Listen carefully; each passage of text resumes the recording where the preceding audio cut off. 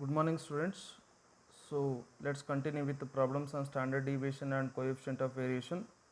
So today we are going to solve problems on continuous series using step deviation method. Now let's take question paper problem. So you are given below the daily wages paid to workers into factory X and Y. Find A, which factory pays higher average wages. For this question you need to calculate arithmetic mean. Second question, which factory pays more total wages? So you need to calculate total wages. Total wages is equals to average wages into number of workers or employees. Third question is, in which factory our wages are more variable? For this purpose you need to calculate coefficient of variation. So coefficient of variation is equals to standard deviation divided by mean into 100. Now the daily wages is given, so rupees 50, 60, 60 to 70, 70 to 80, 80 to 90, 90 to 100. So it's in continuous series. So number of workers given, factory X and Y, that is a frequency value. So let's solve the problem.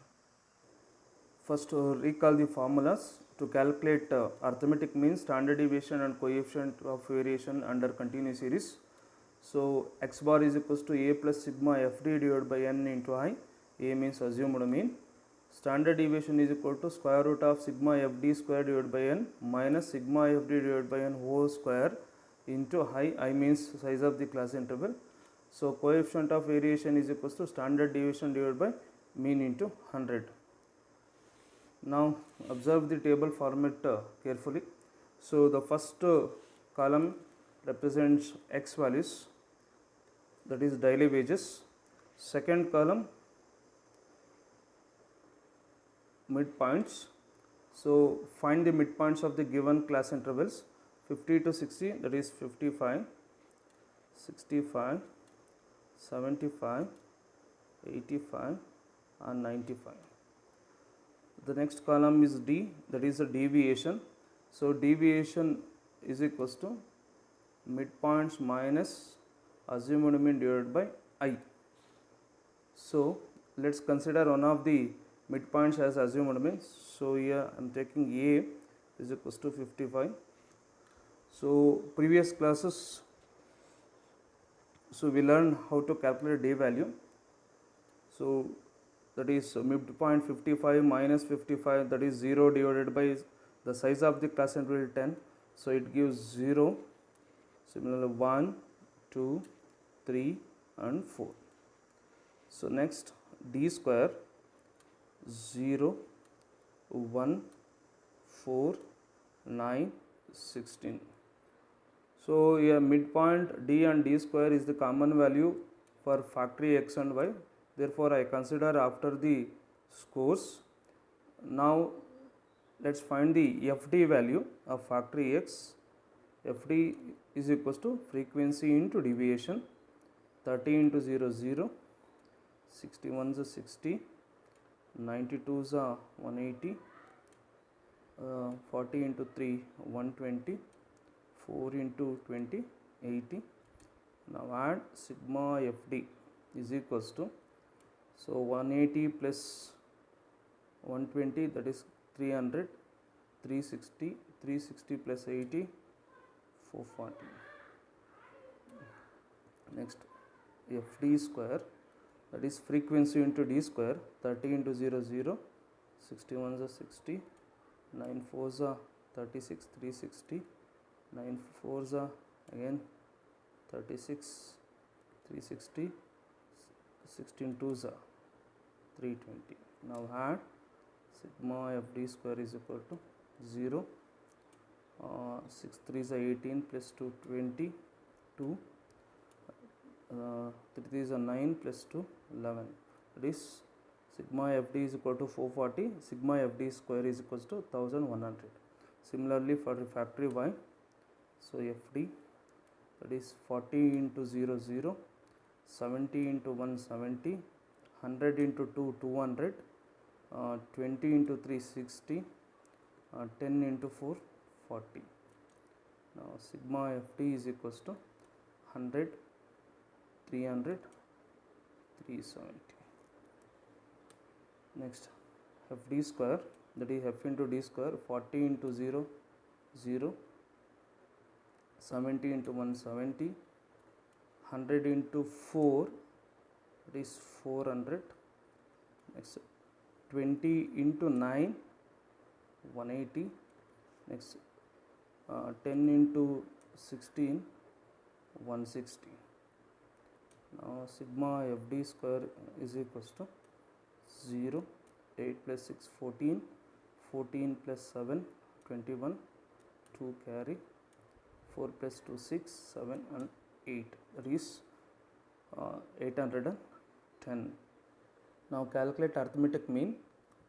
So first, for factory x, a plus sigma FD, so here assumed mean is 55 plus sigma FD is 440 divided by n is equals to 240 into 10, that is size of the class interval. So 55 plus 4400 divided by 240, so 55 plus 1400 divided by 240, that is 18.33. So mean value of factory x plus 55, that gives 55 plus 18.33. Oh, sorry.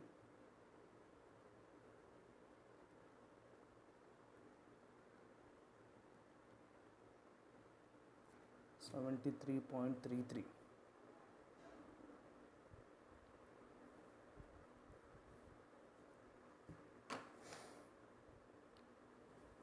So similarly for factory y, so assumed mean is 55, sigma FD is 370 divided by 240 into 10, it is 55 plus 3700 divided by 240, so 55 plus 3700 divided by 240, it gives 15.42.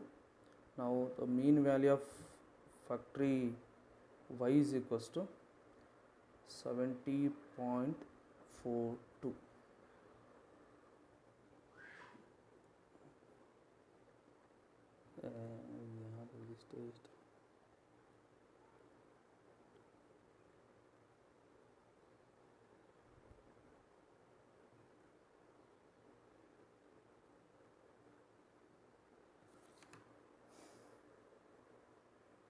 Gives square root of 1.23 into 10. Now first find the square root of 1.23. So the square root of 1.323 gives 1.109 into 10. Now the standard deviation of factory is 11.09.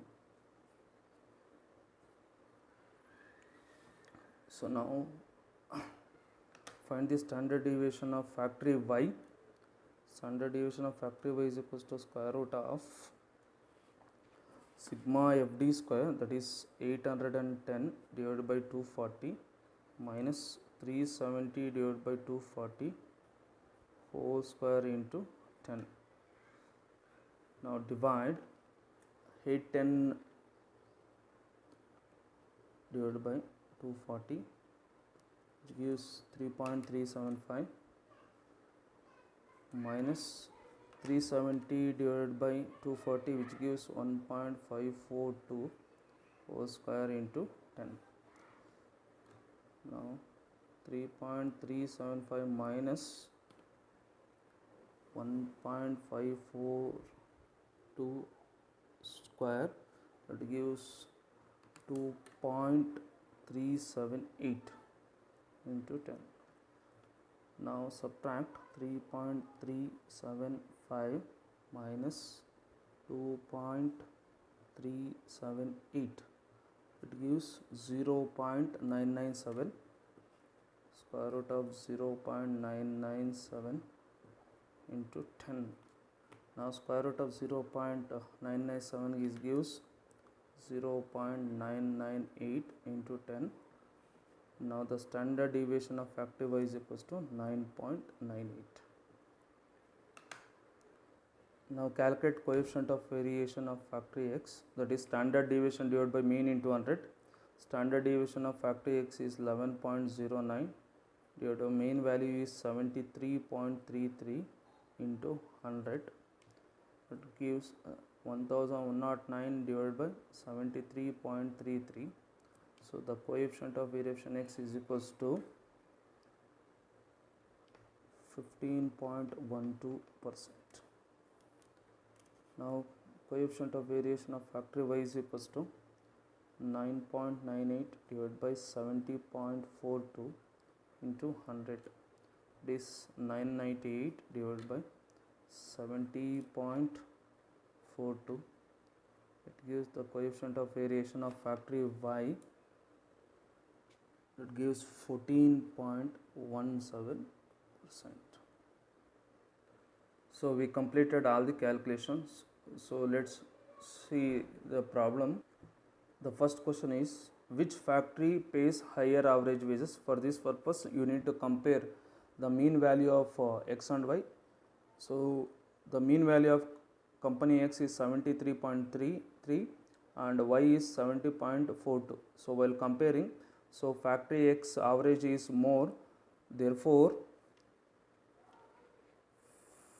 factory X pays higher average wages than factory Y, because factory X mean value is more than factory Y. Second question, which factory pays more total wages?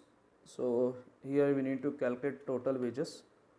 Total wages is equals to average wage into number of workers. So let's calculate for factory X. So average wage of factory X is 73.33 into number of workers, that is the n value, 240. Similarly factory Y, average wage is 70.42 into 240. So multiply, you are getting total wages. Now the total wages paid by factory X is 17,599. So it's almost equal to 17,600. Now factory Y 16,900. Now while comparing these two, so factory X pays more total wages. So next question, in which factory our wages are more variable? So for this, compare the CV value. The CV value of company X is factory X is 15.12, factory Y is 14.17. So the factory X CV is more than the factory Y CV. Therefore